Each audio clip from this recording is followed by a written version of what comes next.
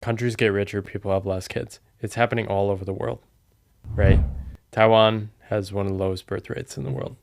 It doesn't have all the same cultural memes as the US. They don't even translate or make sense. Like, kids are held in high regard in Asian culture.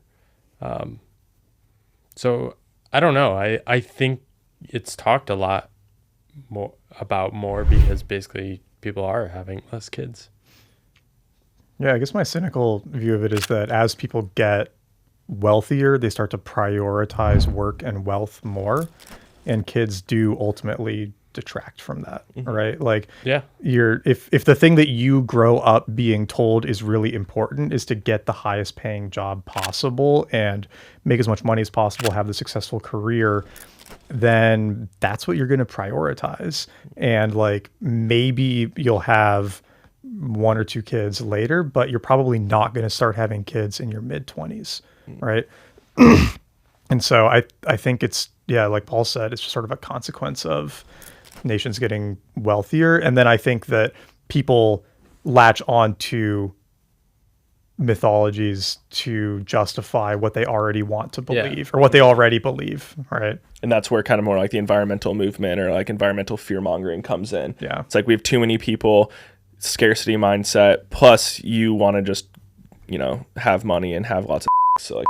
Yeah, I think a lot of people are just like ultimately selfish and they don't want to have to take on this additional responsibility. They just want to like make money and post Instagrams or whatever. If you could go to 27-year-old Nat and be like, this is like, what advice would you give him if you had that perspective at that time?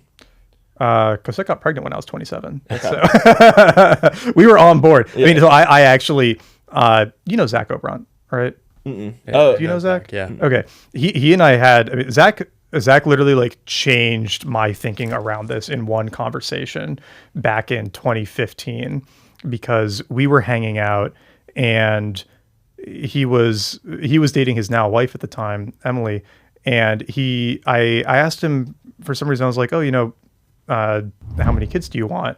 And back then, I don't know if this is still his answer, but back then he said 6, and I was 22, and it just blew my mind. I was like, what? Are you insane? Right? Are you some like, crazy religious cult member or something? Like, who the hell wants 6 kids? And he said, no, it's really simple. Right? Like, we live in, one of the wealthiest countries in the world.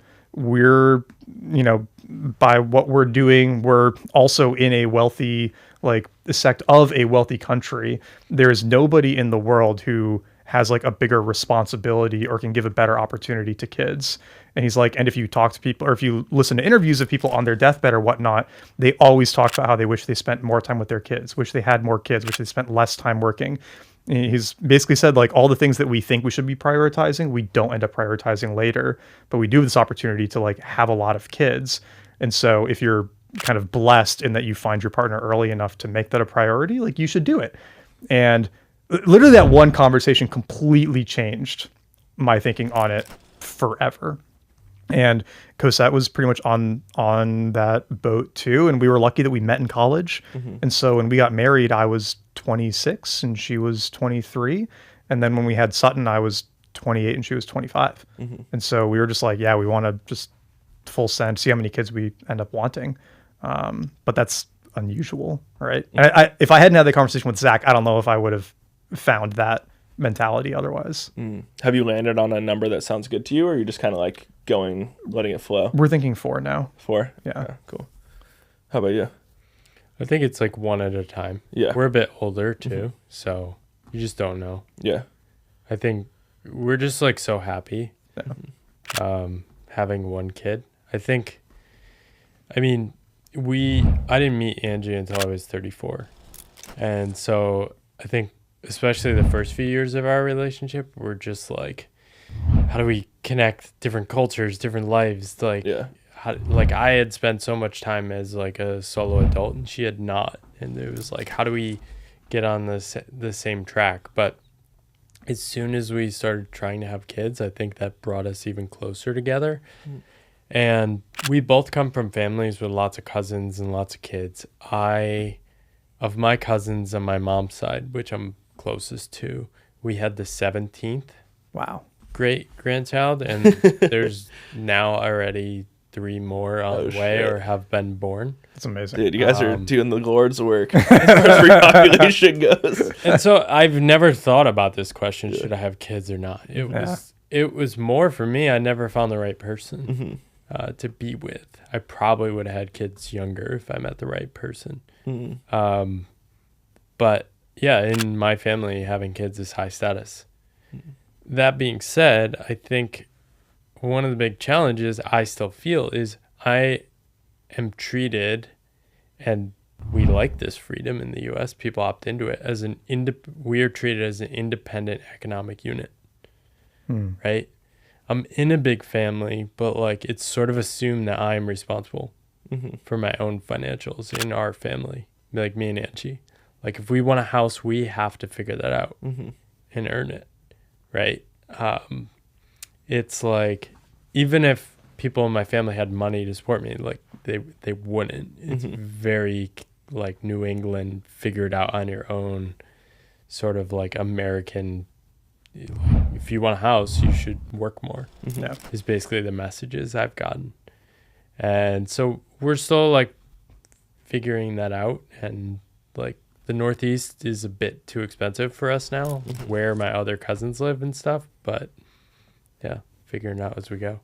Did you read Die with Zero? Yeah. Yeah, did you read it? No, but Chris has been hanging out with that dude a lot, so I'm getting a lot of it through very osmosis. It's good. I'm getting Yeah. a lot of It's osmosis. inspired me to spend more money. Yeah, that's one of the few business books that actually changed, like somewhat permanently, how I think about things. And he makes that point really well in the book that the American wealth model is just awful for encouraging families and having kids, because the period of your life where you need money the most is like right now. Yeah, late 20s through your 30s and maybe into your early 40s when you're having kids and your career is getting off the ground. It's like the highest cost part of your life and the lowest income. So it's super stressful. And if you are trying to bring kids into that, I mean, it's like if Cosette and I, so that Cosette and I could both have full-time jobs, we're spending almost $60K a year on childcare. Yeah. I mean, that's insane, right? But we, don't have a family member in the area who could watch them. And like, that's just sort of what it takes, right? And so most people can't do that, right? Yeah. But does that include like a nanny or daycare? Or how does that look? We have a 9 to 5 nanny during the week. And then we have preschool for Sutton. Okay. So Yeah, it has you a lot guys of money. are a bit younger, so you want to prioritize your career. Too. Totally. Yeah. And so if you don't, it's like if you leave everything to your kids in your will, then they get it when they're 50, which is when they need the money the least. Yeah. Right. Probably 70. Yeah, or maybe 60 or 70 Mom's at this only point. 24 years older. Yeah, there you go. Right. Yeah. So it is this kind of funny thing where not only are we like these atomic units spread around the country, so we don't have the in-person help, there's also not this kind of like financial flow as well usually, which adds a huge stress for people having kids.